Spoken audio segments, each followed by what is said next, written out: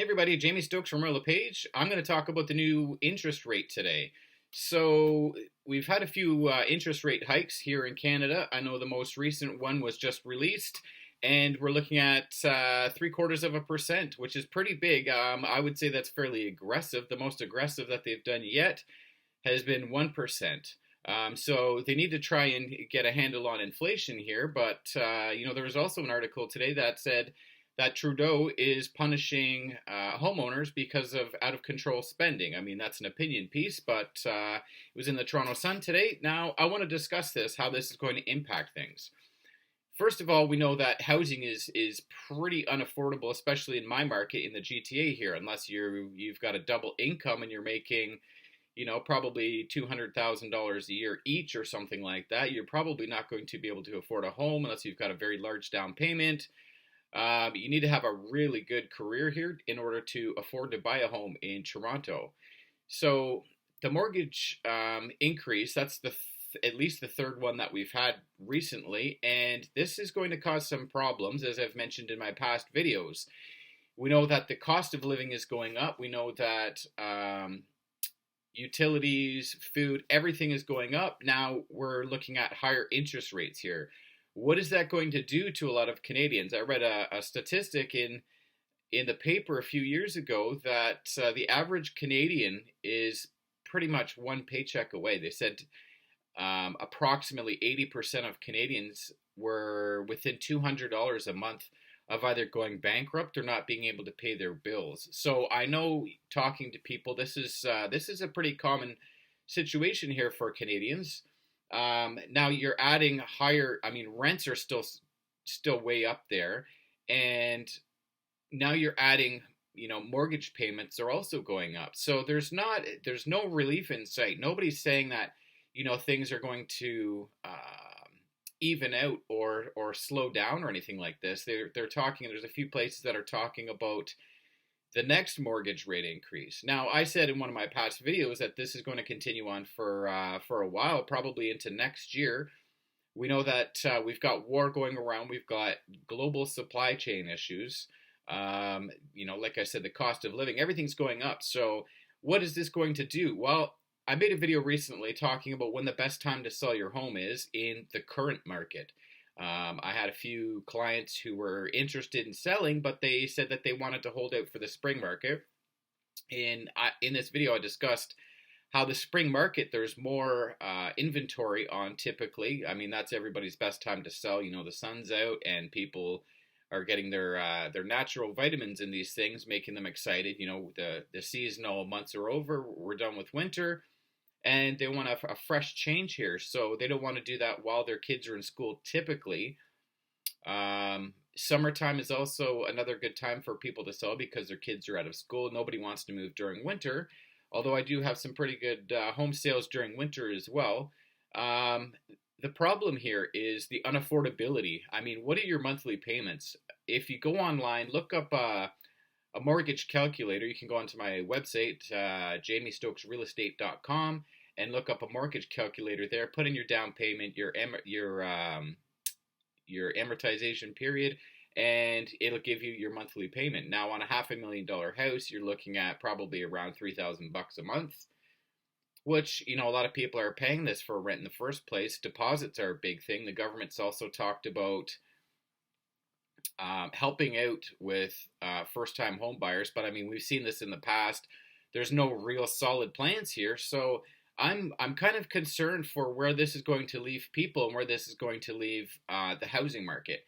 I think we're going to have a big problem here coming up. I mean, we see down in the States, if you go online, you can see videos of tent cities all over in major cities. I don't think Toronto's going to be that much different. I mean, you can go to any major city and you can find tent cities, but people are not making enough to pay the cost of living. They can't afford to pay their rent or their mortgage. They can't afford the cost of food. The utilities, like I said in a previous video, my utilities alone have gone up 50%, and there's no more usage there. If anything, I would say I've probably cut things down. So the cost of everything going up, this is going to cut into affordability for how much people can afford as a monthly payment, they're going to have to. I saw another thing today where they're discussing redoing the mortgage stress test. I mean, each mortgage lender has their own criteria, income, debt ratios, things like this. So people are going to have a serious hard time coming up in the new year. We have some pretty wild things going on with the oil industry and being able to heat their homes in Europe. I know in England people are talking about thousands of pounds per month is what their heating bill is, things like this. So this is not like our recent housing market. This is not sustainable. People can only use their debt so much. If they're using credit cards or whatever, those funds run out. They can't afford to keep paying these. And I don't feel like politicians or anybody who can really make a change is listening. There's been a cry for help for quite some time. Like I said, the article that I read a few years ago was saying that the average Canadian, probably a good 80%, so I would say that's more than the average Canadian, was within $200 a month of not being able to afford to pay their bills, or choosing between eating or rent or paying their utilities. I know a lot of people are in this situation here. I'm seeing a lot more people going homeless because they can't pay their rent. This is a huge problem, and I think it's going to just get a little bit worse before it gets better. The things that are going around the world globally, I say this in pretty much all of my videos, they do impact our housing market here and the way that we live. Global supply chain issues, we've had enough of those. I don't see a reason for things continuing on. COVID, I don't believe that COVID has really caused all these problems. So I think things in the near future going into next year are going to continue on to get worse. We're seeing uprisings around the globe for the way that things are going. This interest rate hike that's going up. I mean, I don't know what your current mortgage payments are, but another 0.75%. As I've said in the past, a lot of the old school realtors, they say, oh, well, when we had houses back in the 80s or whatever, our mortgage rates were like 12, 15, 18%, 20%, things like this. But what they're not telling you is that when they had these houses, when they bought these houses, their income in comparison to the cost of the actual home was far, far less. I mean, you're looking at people making, $30,000 to $80,000 a year. Most people make, and that's not enough to afford, a condo, let alone being able to afford their own single detached or something like this. So it's going to continue to get a little bit worse. You can call me a fear monger if you want, but I mean, that's where the signs are pointing. You have a lot of financial analysts discussing the markets, saying that they advise not to continue. They're jumping out of the market. They advise not to continue investing in the stock market, to actually jump out of the stock market and invest in hard assets, because the cost of food is going to continue to go up, right? So that's one thing there. Buy yourself a few months worth of food. Utilities, there's not much you can do about those. You're going to get put through the ringer for utilities anyways. Some people are talking about gold, silver, cryptocurrencies, things like this. Personally, I don't know enough about cryptocurrencies really to give any advice on them. I know you have a lot of people that are saying I wouldn't invest in cryptocurrencies. A lot of people are saying they would. I also saw a video discussing mortgage rates where they're talking about continuing these types of mortgage rate hikes into next year. I feel the next mortgage rate hike probably won't be as severe. I'm guessing probably half a point or whatever here. So buckle up. The things are going to get worse, as I continue to say. And don't call me a fear monger, because this is where our stock market and things are talking about moving. Everything has an impact on the housing market. The cost of everything. If the stock market's not doing good, neither is the housing market.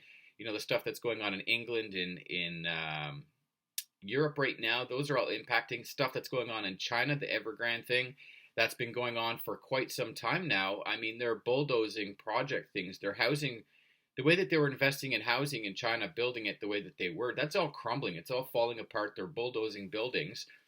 They built entire cities based off of this investment plan based on real estate in China, and nobody's been living in these cities, and they're building them so quickly to get money into the housing market there and get investments that these places are not being lived in. They're not being maintained. Therefore, a lot of them are falling apart anyways. And these places are massive, beautiful buildings, condos, and nobody's living in them. Entire cities. Like I said, I want you to really pay attention here because this is not the end of mortgage rate hikes. There's going to be another one coming. Mark my words. I predicted and said that this was going, I'm not Nostradamus, but I predicted that there would be another mortgage rate hike. People were saying, 0.25%, maybe 0.5%. Here we are at 3/4. I feel if they did a full one or more, that it would have people freaking out. So if I were them, I would have done the same amount to try and deal with inflation here. But I don't feel that this is the end of things. Like I said, everything is pointing towards more. And this is going to create more housing unaffordability. People are going to be, soon enough, because everything all at once is continuing to grow in cost. So this is going to end up pushing people out of their homes or coming up with new creative housing solutions in order to be able to afford where they are. They're going to be modifying their homes to have other people there, income. There's going to be a lot of illegal rentals, basements, things like this. And this is what people are going to have to do to survive. So your mortgage rate increase, we're at, I believe, 3.25% right now in hikes. And I'm concerned that there's going to be more and what this is going to do to your average Canadian. If you like my videos, please leave a comment, a respectful comment. Feel free to ask me to do a video about something specific in regards to real estate, and I'll be happy to do a video specifically on that subject for you. I'm going to also ask you to subscribe to my channel, like my videos, and I'll keep going on the videos and keep you guys updated on what's going on in the housing market here in the GTA and in Canada.